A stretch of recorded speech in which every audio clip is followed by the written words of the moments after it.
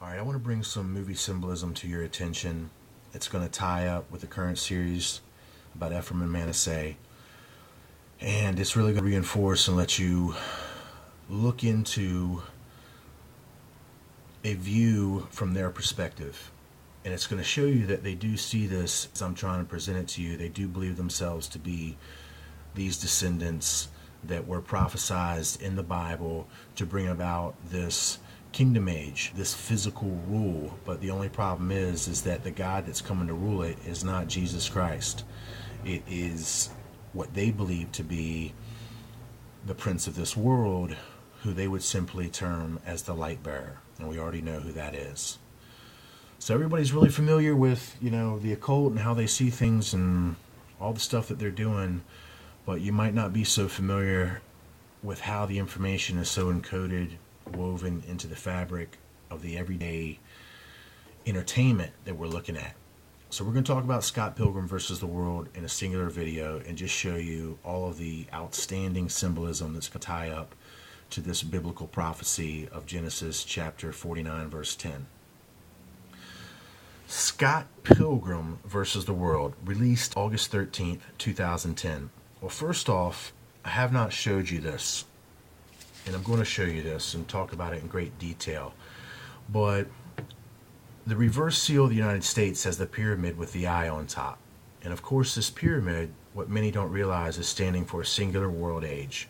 We're going to be able to tie this up to the biblical scriptures in another way here, but I want you to see that it has 13 levels before this capstone, which is the Antichrist, the golden age, sets on top.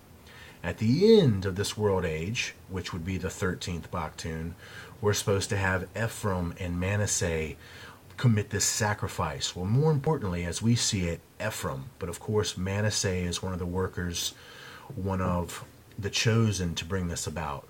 So basically they bring about this sacrifice, this destruction at the end of the age, and it's going to be the 13th Baktun. Well, there's our 13th for the release, which is at the end of the 13th Baktun. Ephraim and Manasseh are going to verse the world, and which is very shortly upon us, the second cup.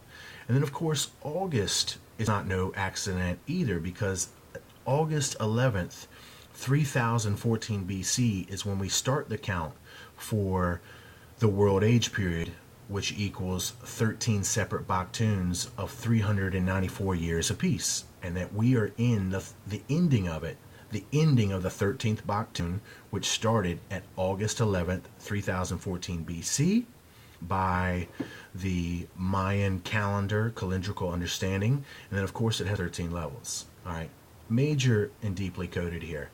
One of the theme songs is Black Sheep. Well, we know Ephraim and Manasseh are the black sheep of the 12 tribes of Israel, making the count come to 14. Of course, they're the torn olive branches. They're the ones that have lost their belief. Check the song out. You'll find out that the song's lyrics are encoded for the arrival of the locust.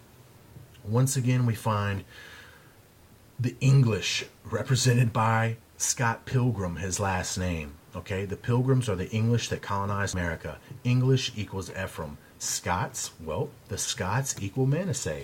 That's exactly what I showed you in the video.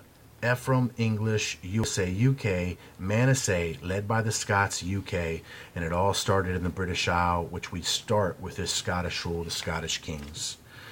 But we know that Ephraim was prophesied to become greater than Manasseh, in which they did. They colonized America and a whole bunch of other things that we've talked about, which is why they've chosen to put Pilgrim as the last name, because this would be the name that you would give to your descendant, not your first name, but your last name. The Ephraimites, they are the prophesied descendants to take the name Israel into the new age.